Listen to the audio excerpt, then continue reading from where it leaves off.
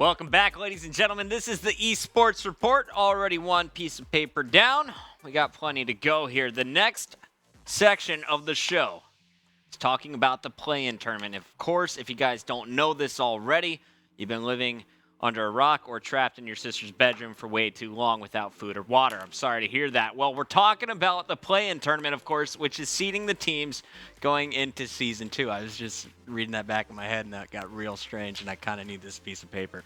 Anyway, the play-in tournament was going to seed the final 2 slots in MLG Season 2. We have the 10 teams returning from Season 1, and for everyone asking me on Twitter, will FaZe Black be one of those teams?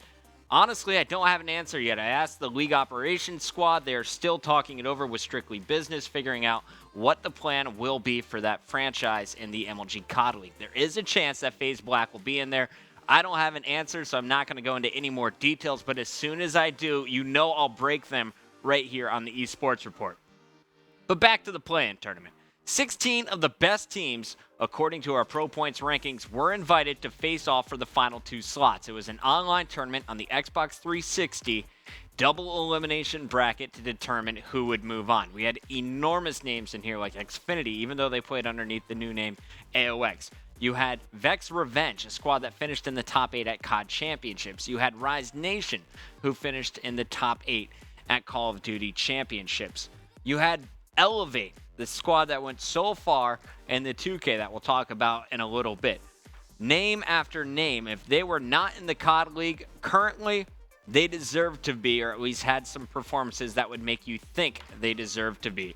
But 2 squads came out of it, and I want to invite a new guy on the show. You probably have seen him. He's had a long career here in Call of Duty, a tri-state local. Please welcome Saintt from Vex to the squad. Brian, congratulations. Vex was able to go through. You came off the U.S. Championships where you didn't qualify for COD Champs, made some team changes, and are now playing in Season 2. First off, tell me, who's on your squad? It's myself, Pluto, Slacked, and Huddle. Yourself, Pluto, Slacked, and Huddle. Now, you played underneath Vex at the U.S. Regionals after you guys, of course, qualified online.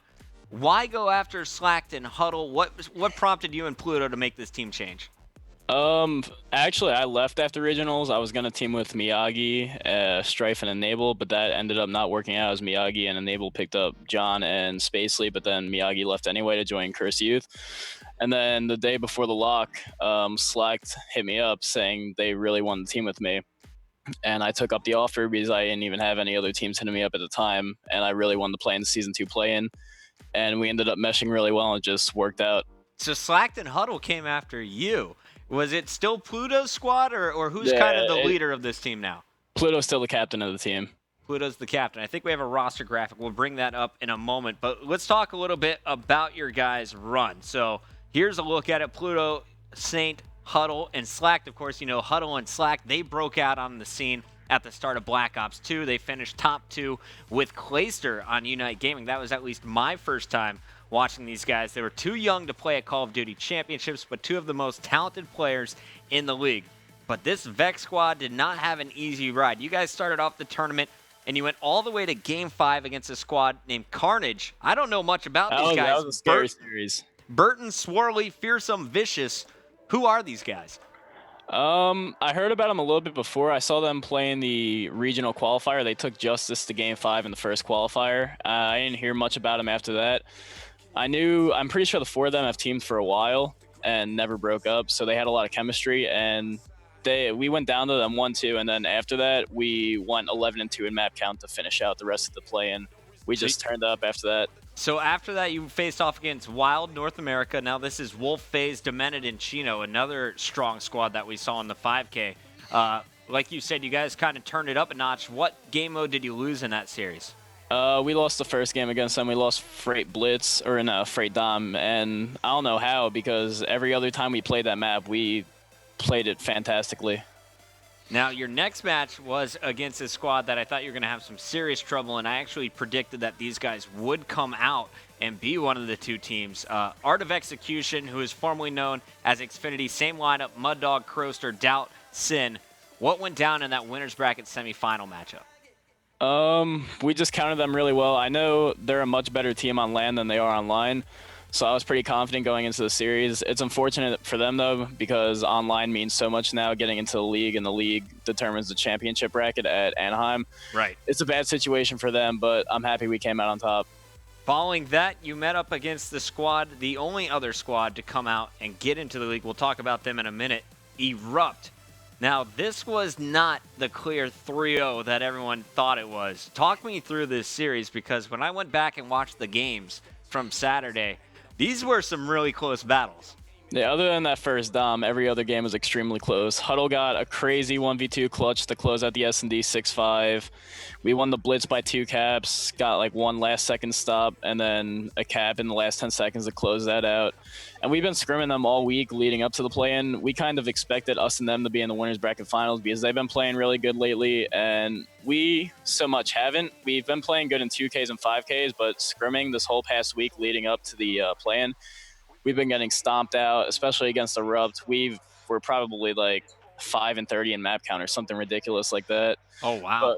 But come tournament time, we just stepped it up into a whole new gear. Everything clicked, and it all just worked out. So tourney time, you guys were able to show up. Talk to me a little bit about this Erupt lineup. Very young guys, it seems, but I was looking at their game battle stats, and every single one of them is inside the top 800 on GB. They're all really good players, and they have a lot of determination and teamwork. They've been teaming for a while, and I know all 4 of those players are really hungry. Vex and Zuma just got into competitive Call of Duty recently with a team body when they all went to Philly, and they have a lot of potential. They have a lot of gun skill, and I can see his team doing big things in Season 2. Do you know where Vex and Zuma came from? Because I was watching Zuma, and the kid looks like he's got a nasty snipe, I'll say. He was challenging everything on Warhawk when I was watching him. He has Up a good close, snipe. long range. Was he kind of a pub player? Did he come from a different game? What do you mean when they got into competitive Call of Duty recently? As much as I know, both of them were S&D players in Black Ops 2 and so on, and they just transitioned over from S&D tourneys to Variant. Gotcha. Well, so far, they're looking good. This was a 3-0, but I want to show the world game number 2. Brian, stay on the line. We're going to take a look at that map. It was going to be game 2, search and destroy. This one went all the way. Ron's saying that we need a commercial break. Brian, stay on the phone. We'll talk to you in a minute Sounds after good. this one.